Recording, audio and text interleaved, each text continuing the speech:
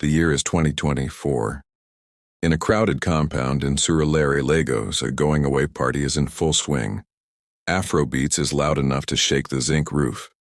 Jollof rice fills every plate, and at the center of it all stands Emeka Obi, 27 years old, fine boy, fresh haircut, holding his UK visa like it is the golden ticket to Willy Wonka's factory.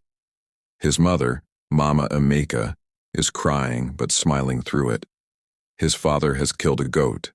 His younger sister, Joy, is recording everything on her phone for Instagram. The whole street has come to celebrate. Because in their eyes, Emeka is not just leaving. He is winning for all of them. "Greet the Queen for us, and make sure that you go to Buckingham Palace," shouts his uncle. "Send me iPhone when you reach London," yells his childhood friend Tunde. Emeka laughs.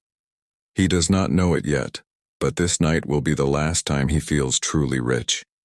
Emeka lands at Heathrow on a gray Tuesday in November. The cold hits him like a slap from a landlord. He pulls his jacket tighter and follows the immigration queue for 45 minutes. Nobody smiles at him. Nobody sees him. His contact in London, a distant cousin named David, picks him up in a 2009 Toyota with a cracked dashboard. The fine apartment David promised is a shared room in Peckham with 3 other Nigerian men. 1 bunk. A small heater that smells like burning plastic. A kitchen where 5 nationalities argue over the stove every morning. Emeka tells himself, "This is temporary. I will hustle and move." He gets a job at an Amazon warehouse within 2 weeks. Night shifts, 10 p.m. to 6 a.m. His feet hurt in ways he never imagined. He calls his mother every Sunday and lies. "Mommy, I am doing well. The weather is fine. The money is coming." He sends her 20 pounds a week. Money he can barely spare because back home, they have already started telling neighbors. Emeka is fine. He is now a big boy. Months pass. The loneliness is a physical thing. Heavy, like harmattan dust in your chest that will not clear. He misses the noise of Legos. He misses Suya at midnight. He misses the way his mother would knock on his door at 7 a.m. just to ask if he wanted pap. Here, his roommates barely speak. Everyone is tired.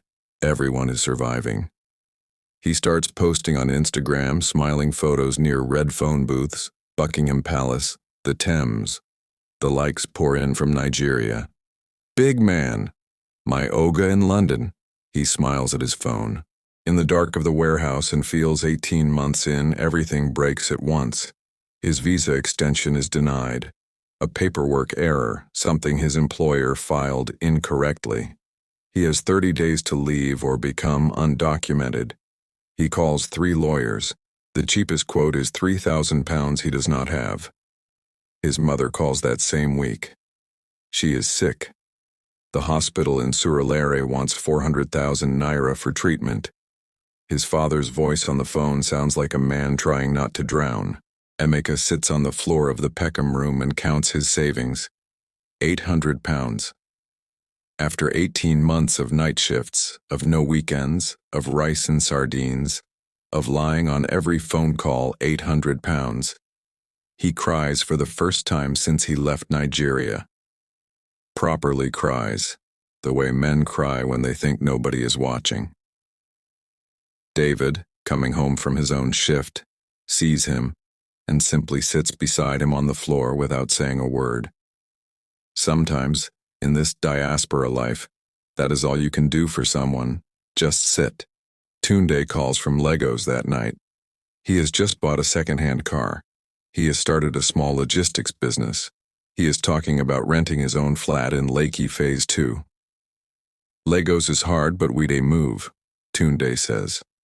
"Some of us are figuring it out here." Emeka hangs up and stares at the ceiling for a long time. He could fight. He could go undocumented like thousands before him, invisible, afraid, working cash in hand, unable to go home if his mother gets worse. He has seen those people. He knows their faces. Or he could go back. The word back feels like defeat. Back means his uncle's questions. Back means everyone knowing. Back means looking his father in the eyes after that going-away party where the whole compound danced for him. He calls Joy, his little sister, the one who recorded everything. She is now in her second year at Unilag, studying computer science. She listens to everything. She does not say, "I told you so." She says, "Brother, home is not failure. Home is where you still have a chance to build something real." She tells him about a friend who returned from Canada last year, used his savings, and opened a cold room logistics business for small food vendors in the market. The business is already turning profit. She tells him about how Tunde's logistics company needs someone with international connections to help with import documentation. She says, "You know things now, Emeka. You went. You saw. You suffered. You learned. That is not nothing. That is everything." Emeka lands at Murtala Muhammad Airport on a Friday afternoon. Legos hits him. The heat, the chaos, the hawkers tapping on car windows, the generator fumes, the sound of Yoruba and Igbo and Pidgin all talking at once. He breathes it in. His mother is at home, recovering. The money he wired covered the hospital bills. She holds his face in both hands when she sees him, the way mothers do when they are checking that you are still real. He does not post it on Instagram. Within 3 months, he and Tunde are business partners. Emeka's warehouse experience, his understanding of UK import regulations, his contacts combined with Tunde's local hustle, build something small but real. By month 6, they have 3 clients. By the end of the year, they are hiring. One evening, he sits outside on the compound steps, the same steps where his going-away party was held, eating his mother's egusi soup. His neighbor passes and says, "Emeka, when you come back, we didn't know. How was London?"